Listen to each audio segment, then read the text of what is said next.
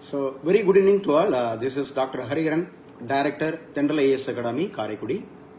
So குறிப்பாக இந்த பதிவில் நம்ம என்ன பார்க்க இருக்கிறோம் அப்படின்னு சொல்லி பார்த்தீங்கன்னா, ஸோ யாரெல்லாம் கல்லூரி உதவி பேராசிரியர் தேர்வுக்காக விண்ணப்பித்திருக்கிறீர்களோ ஸோ அவர்களுக்கான முக்கியமான பதிவு அப்படிங்கிறது அந்த பதிவு.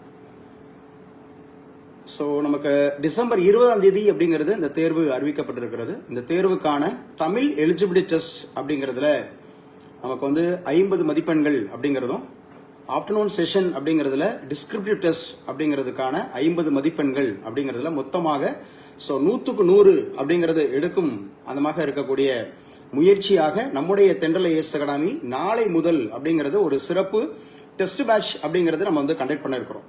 ஸோ இந்த டெஸ்ட் பேட்ச்ல ஸோ இலவச தேர்வு அப்படிங்கிறத ஃப்ரீ டெஸ்ட் பேட்ச் அப்படிங்கிறதுல ஸோ யாரெல்லாம் கலந்து கொள்கிறார்களோ ஸோ அவர்களுக்கு நமக்கு நாளையிலிருந்து சரியாக டிசம்பர் 15ஆம் தேதி வரை அப்படிங்கிறது இலவச அந்தமாக இருக்கக்கூடிய தேர்வு அப்படிங்கிறது போத் தமிழ் அண்ட் ஜிகே அந்த டிஸ்கிரிப்டிவ் டெஸ்ட் அப்படிங்கிறது நடத்த இருக்கிறோம்.